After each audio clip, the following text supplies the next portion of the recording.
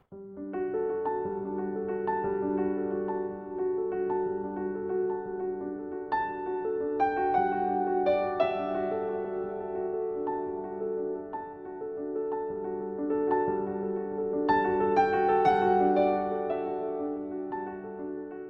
Ma'am अगर channel से येंबीरबा ma'am पुनमकपु तरामना ओक्चरी ngasiगी मथेल असिदी मैमनसु याम पामनबा यामनसु हावा मनमगी याम नुंगसिबा मथेल अमने मथेल अदुदी चिकन बिरयानी ने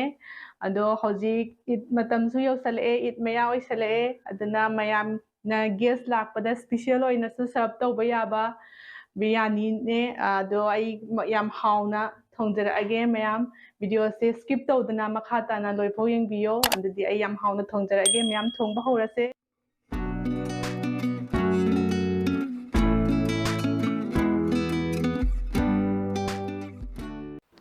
अदुदी मैम बिरयानी से थोंबा हौरसे बिरयानी से थोंबदा मरुओइना चंगिसे फ्राई ओनियन ने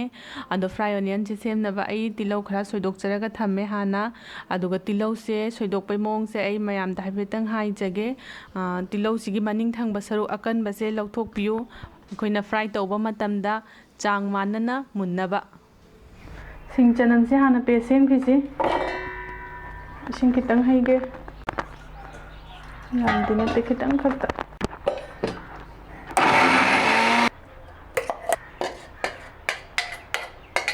दुगा धनिया का पुदीना की पेस्ट अमसु सेम खसे ma'am brown onion same हौरसे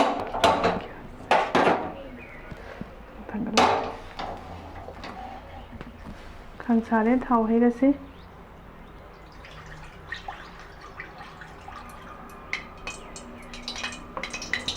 ma'am तिलौ से ngसाई अइना मयाई की लौथोखरिदो सिसे अमममता मचा तानांगाइनेबा अदो सिसे सुमैना तिलौ सेम लोइरकांदा सुमैना नोइखाइबी से अमममता तारदी फजना मुल्लीदना दुदि आइगी थाव सिसु सारे तिलौ थाथरगे थाव सिदि मैम अइना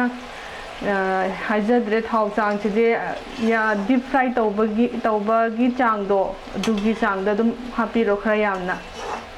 यामदी तावबसे नुंगाई अदुगा मागी क्रिस्पी ओइबसु हेली थाव यामदी अदुगा अखोइना लेमे हाइ तारसु थंबदा कइनो फंगस का रोय नमथीरोय था अहुम मरी फजना थम यानी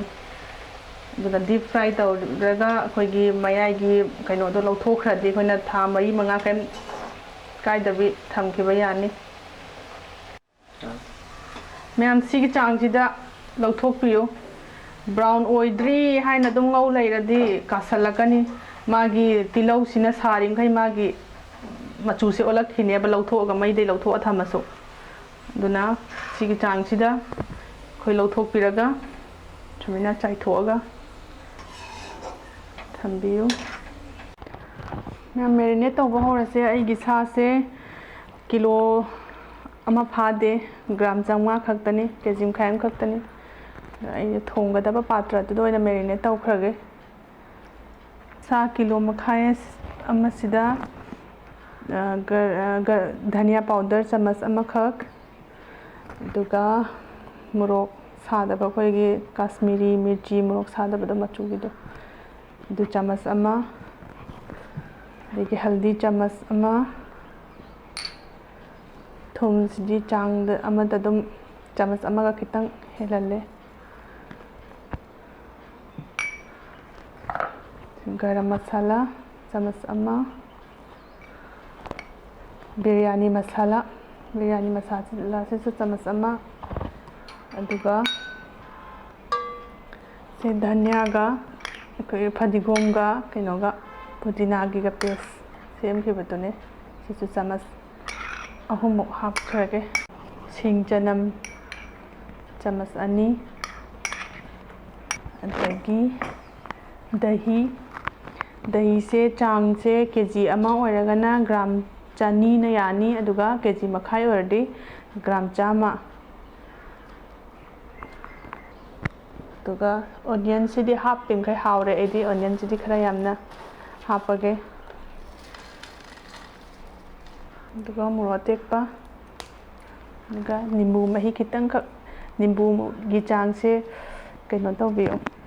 ꯃꯔꯨꯁꯦ ꯌꯥꯎꯍꯟꯅꯤꯡꯗꯦꯀꯣ, ꯑꯩ ꯃꯔꯨ ꯌꯥꯎꯕ ꯅꯨꯡꯉꯥꯏꯇꯦ꯫ ꯖꯤꯔꯥ ꯄꯥꯎꯗꯔ ꯆꯃꯆ ꯑꯃ, ꯃꯊꯛꯇ ꯊꯥꯎ ꯈꯤꯇꯪ, ꯑꯗꯨꯒ ꯐꯖꯅ ꯊꯨꯝꯅ ꯑꯣꯠꯈꯥꯏꯕꯤꯔꯁꯤ꯫ ꯌꯥꯔꯦ ꯃꯌꯥꯝ, ꯑꯩ ꯃꯈꯨꯝ ꯈꯨꯝꯖꯤꯜꯂꯒ ꯄꯨꯡꯈꯥꯏ ꯑꯃ ꯃꯦꯔꯤꯅꯦꯠ ꯇꯧꯈ꯭ꯔꯒꯦ, 30 ꯃꯤꯅꯠꯁꯃꯨꯛ꯫ ꯑꯗꯨꯒ ꯁꯤ ꯃꯦꯔꯤꯅꯦꯠ ꯇꯧꯔꯤꯉꯩꯗ ꯑꯩ ꯆꯦꯡꯁꯦ ꯑꯩꯅ ꯆꯥꯝꯃꯒ ꯊꯝꯃꯕꯅꯦ꯫ ꯑꯗꯨ ꯆꯦꯡꯁꯤꯁꯨ ꯃꯤꯅꯠ 10 ꯇꯤꯡꯉꯁꯦ ꯏꯁꯤꯡ ꯍꯥꯞꯆꯤꯜꯂꯒ꯫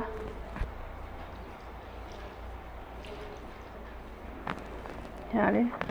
ꯁꯤ ꯆꯦꯡꯁꯦ ꯃꯤꯅꯠ 10 ꯇꯤꯡꯉ ꯊꯝꯈ꯭ꯔꯁꯤ꯫ ꯆꯦꯡꯁꯤꯗꯤ KG ꯃꯈꯥꯏ ꯈꯤꯇꯪ ꯍꯦꯜꯂꯦ, KG ꯐꯥꯗꯦ꯫ ꯑꯗꯨꯒ ꯁꯤ ꯃꯦꯔꯤꯅꯦꯠ ꯇꯧꯕꯒꯤ ꯅꯤꯌꯣꯝꯁꯦ, ꯌꯥꯝꯅ ꯁꯥꯕ ꯃꯇꯝ ꯑꯣꯏꯇꯥꯔꯗꯤ ꯑꯩꯈꯣꯏꯅ ꯐ꯭ꯔꯤꯖꯇ ꯊꯝꯕꯤꯌꯣ, ꯅꯠꯇ꯭ꯔꯒ ꯅꯤꯡꯊꯝꯊꯥ ꯅꯣꯔꯃꯦꯜ ꯔꯨꯝ ꯇꯦꯝꯄꯔꯦꯆꯔꯗ ꯑꯣꯏꯔꯗꯤ ꯑꯗꯨꯝ ꯑꯩꯈꯣꯏ ꯃꯄꯥꯟꯗ ꯊꯝꯃꯁꯨ ꯌꯥꯏ꯫ ꯑꯗꯨꯒ ꯌꯥꯝ ꯁꯥꯕ ꯃꯇꯝꯗꯗꯤ ꯃꯅꯨꯡꯗ ꯊꯝꯕꯤꯌꯣ, ꯐ꯭ꯔꯤꯖ ꯃꯅꯨꯡꯗ꯫ ꯆꯦꯡꯒꯤ ꯇꯌꯥꯔꯤ ꯇꯧꯔꯁꯦ꯫ ꯑꯩꯅ ꯂꯧꯔꯤꯕ ꯏꯁꯤꯡꯁꯦ ꯏꯁꯤꯡ ꯂꯤꯇꯔ 2ꯅꯤ꯫ ꯑꯗꯨꯒ ꯑꯩꯅ ꯊꯣꯡꯗꯣꯏꯕ ꯆꯦꯡꯁꯤꯅ KG 1 ꯐꯥꯗꯦ, KG 1.5ꯗꯩꯗꯤ ꯈꯔ ꯍꯦꯜꯂꯦ꯫ ꯏꯁꯤꯡꯁꯤꯗ ꯑꯩꯈꯣꯏꯅ ꯃꯅꯝ ꯅꯨꯡꯁꯤꯕꯁꯤꯡꯁꯤ ꯈꯔ ꯍꯥꯞꯄꯁꯦ꯫ ꯗꯥꯜꯆꯤꯅꯤ ꯈꯔ ꯑꯗꯨꯝ ꯏꯁꯤꯡꯁꯤꯒꯤ ꯆꯥꯡ ꯌꯦꯡꯉꯒ ꯈꯔ ꯌꯥꯝꯅ ꯍꯥꯞꯄꯣ꯫ ꯑꯗꯒꯤ ꯁꯤꯅ ꯐꯨꯜ ꯆꯀ꯭ꯔꯤ ꯀꯧꯋꯦ ꯍꯥꯏ꯫ ꯑꯗꯨꯒ ꯁꯤꯅ ꯕꯔꯤ ꯏꯂꯥꯏꯆꯤ ꯑꯆꯧꯕ,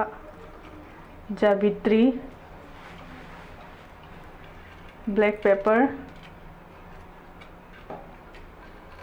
ꯂꯣꯡ,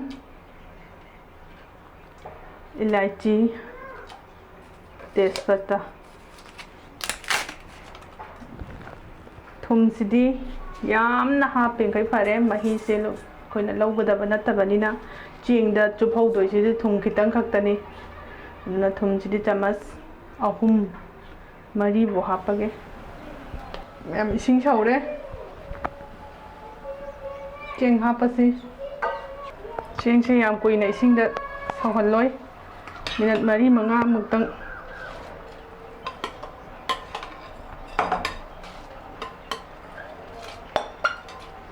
चेंगसिदी बासमती अदुम तौबियो। चेंग हापबा मतुंगदा घी नत्रगा ऑयल, आई घी हापके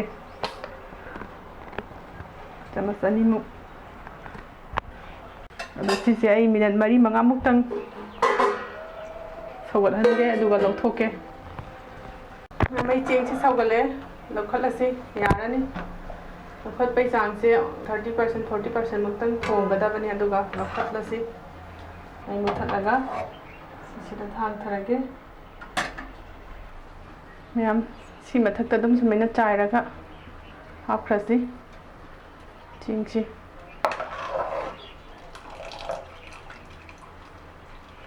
चेंगसी फजना सौगत्रिङैदा लौखत्कदबनिको। सौगत्खरदि चेंगदो अखोइ चाकदो पेटपा याइएबा। मैम सिगी मथक्ता अखोइ ngसाइगी ब्राउन ऑनियन से खरा चाइसी।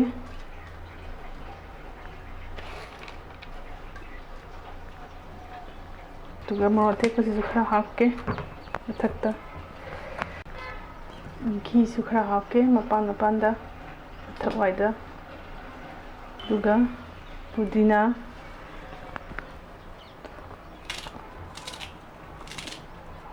मथक्ता नींबू खितंग सुंजनगे। यामदि सुंबिरोनु, ngसाइ मैरिनेट तौबदा हापख्रबनिना।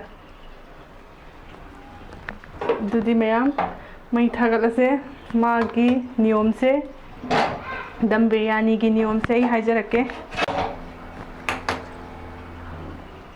मई लई थगे को ngasi लोइना हाप लोइखरकांदा दम बिरयानी की मरु ओइबा मागी मनम अदगी मनिन अमता थोहंदे, मनम नुंसीना हामने। अदुना मनम थोक्तनबा आई मनिन मनम करीमता थोक्पा ngamdanaba si hapsi। सी अता से हापसु याय, अदुगा फॉइल सिजनरसु याय, कोई सिल्वर फॉइल लाकपदो अदु हापसु याय। चिकन दो कोइना इंग खरा साहन खिसे, मई दु खरा लेखलगा ख्वाइ मखादा लेखिबनिना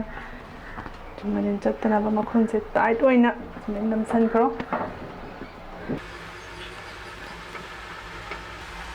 ꯃꯤꯅꯠ 2 ꯐꯥꯔꯦ ꯁꯤ ꯁꯥꯏꯗꯇ ꯊꯝꯒꯦ ꯑꯗꯨꯒ ꯃꯩꯁꯦ ꯃꯦꯗꯤꯌꯝꯗ ꯊꯝꯃꯒ ꯑꯩꯈꯣꯏꯅ ꯇꯋꯥꯁꯤ ꯊꯝꯒꯅꯤ ꯇꯋꯥꯁꯤꯒꯤ ꯃꯊꯛꯇ ꯊꯥꯡꯒꯠꯀꯅꯤ ꯅꯠꯇ꯭ꯔꯗꯤ ꯇꯋꯥꯁꯦ ꯊꯝꯗ꯭ꯔꯗꯤ ꯑꯩꯈꯣꯏꯅ ꯃꯊꯛ ꯃꯅꯤꯡꯗ ꯀꯥꯁꯜꯂꯛꯀꯅꯤ ꯑꯗꯨꯒ ꯃꯅꯤꯡ ꯀꯥꯅꯤ ꯑꯗꯨꯒ ꯃꯊꯛ ꯋꯥꯏꯅ ꯃꯨꯟꯕ ꯋꯥꯠꯄ ꯑꯗꯨꯃꯥꯏꯅ ꯇꯧꯅꯤ ꯑꯗꯨꯅ ꯗꯝ ꯕꯤꯔꯌꯥꯅꯤꯗꯤ ꯁꯨꯃꯥꯏꯅ ꯄ꯭ꯂꯦꯠ ꯊꯥꯔꯒ ꯑꯌꯥꯝꯕ ꯇꯧꯅꯩ ꯃꯌꯥꯝ ꯑꯩꯒꯤ ꯃꯤꯅꯠ 30 ꯐꯥꯔꯦ ꯑꯗꯨ ꯍꯥꯡꯉꯒ ꯌꯦꯡꯉꯁꯤ ꯇꯞꯅ ꯍꯥꯡꯁꯤꯀꯣ ꯑꯇꯥꯁꯤ ꯃꯅꯨꯡ ꯇꯥꯁꯟꯈꯤꯅꯤ ꯋꯥꯎ ꯃꯅꯝꯁꯤꯗꯤ ꯅꯨꯡꯁꯤꯔꯦ ꯃꯌꯥꯝ ꯁꯤꯁꯦ ꯍꯥꯡꯗꯣꯛꯄꯒ ꯐꯕꯒ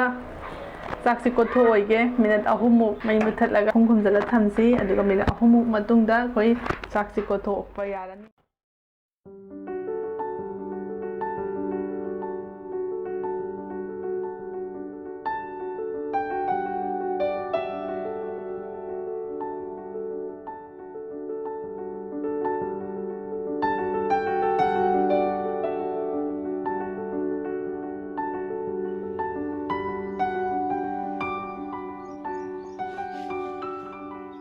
ꯃꯌꯥꯝ ꯑꯩꯒꯤ ꯕꯤꯔꯌꯥꯅꯤꯁꯦ ꯊꯣꯡꯕ ꯂꯣꯏꯔꯦ ꯃꯌꯥꯝꯅ ꯑꯩꯒꯤ ꯔꯦꯁꯤꯄꯤꯁꯤ ꯌꯦꯡꯕꯤꯔꯒ ꯁꯣꯏꯗꯅ ꯇ꯭ꯔꯥꯏ ꯇꯧꯕꯤꯌꯣ ꯑꯗꯨꯒ ꯑꯩꯒꯤ ꯃꯈꯥ ꯇꯥꯕ ꯃꯊꯦꯜꯗ ꯃꯌꯥꯝꯅ ꯀꯩ ꯊꯣꯡꯍꯟꯅꯤꯡꯒꯦ ꯀꯩ ꯊꯣꯡꯖꯔꯛꯎꯒꯦ ꯍꯥꯏꯕꯗꯣ ꯃꯌꯥꯝꯅ ꯀꯃꯦꯟꯗ ꯍꯥꯏꯕꯤꯔꯛꯑꯣ ꯑꯗꯨꯒ ꯑꯩꯒꯤ ꯕꯤꯔꯌꯥꯅꯤꯁꯦ ꯃꯌꯥꯝ ꯌꯥꯝ ꯍꯥꯎꯅ ꯆꯥꯕꯤꯌꯨ ꯃꯌꯥꯝꯁꯨ ꯌꯨꯝꯗ ꯇ꯭ꯔꯥꯏ ꯇꯧꯕꯤꯔꯒ ꯉꯁꯤꯒꯤꯗꯤ ꯚꯤꯗꯤꯑꯣꯁꯤ ꯃꯇꯥꯡ ꯑꯁꯤꯗ ꯂꯣꯏꯁꯤꯟꯖꯔꯒꯦ ꯑꯗꯨꯒ ꯑꯔꯣꯏꯕꯗ ꯃꯌꯥꯝꯅ ꯑꯩꯒꯤ ꯚꯤꯗꯤꯑꯣꯁꯦ ꯌꯦꯡꯕ ꯂꯣꯏꯔꯛꯄ ꯀꯥꯟꯗ ꯂꯥꯏꯛ ꯁꯕꯁꯀ꯭ꯔꯥꯏꯕ ꯃꯆꯥ ꯑꯃꯗꯪ ꯇꯧꯕꯤꯔꯝꯃꯣ ꯑꯗꯨꯒ ꯉꯁꯤꯒꯤꯗꯤ ꯚꯤꯗꯤꯑꯣꯁꯤ ꯂꯣꯏꯁꯤꯟꯖꯔꯒꯦ